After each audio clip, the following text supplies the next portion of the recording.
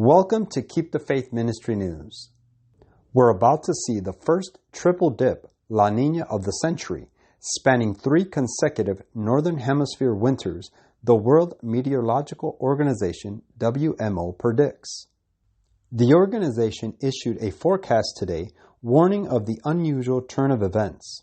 The current La Niña, a weather pattern that can drive severe weather, will likely persist over the next 6 months into 2023.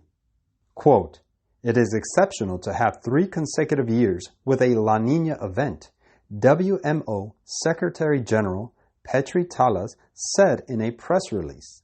The phenomenon is expected to continue fueling bad weather across far-flung corners of the world.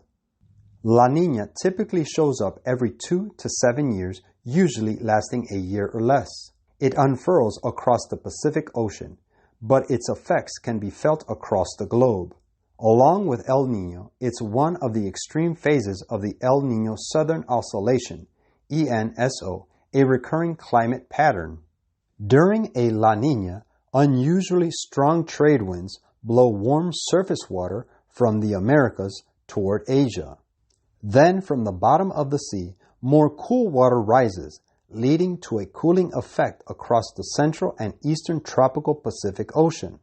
The consequences of that phenomenon vary from region to region and are never quite the same each year, but La Niña usually has the opposite effects of an El Niño event. Australia tends to get more rain, for instance, while Eastern Africa is usually drier than normal. This particular La Niña event started in September 2020. Since then, its hallmark has been seen in abnormal weather events around the world, according to Talas.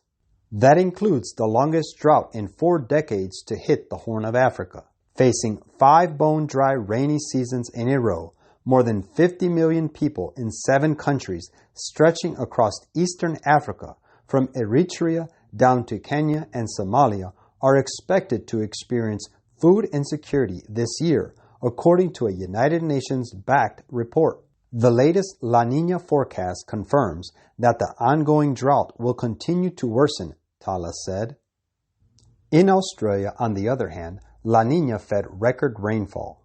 Last week, rain gauges in Sydney recorded over 2 meters, 6.56 feet of rain since the start of this year.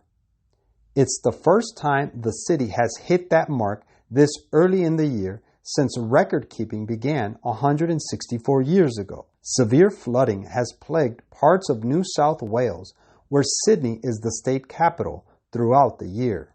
Climate change is also at play when it comes to more extreme weather events, whether that's drought, flood, or La Niña. Research points to extreme La Niña and El Niño events becoming twice as frequent to about once every decade by the end of the century as global temperatures rise.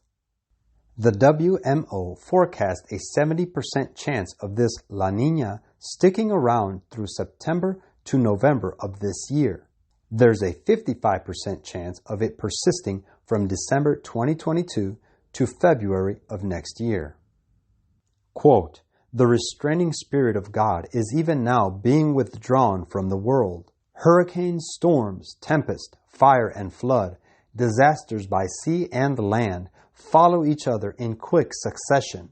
Science seeks to explain all these.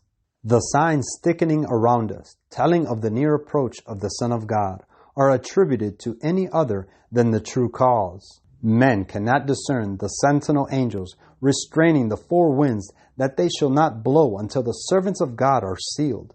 But when God shall bid his angels loose the winds, there will be such a scene of strife as no pen can picture." Testimonies to the Church, Volume 6, page 408. This is Keep the Faith Ministry News. Thank you for watching.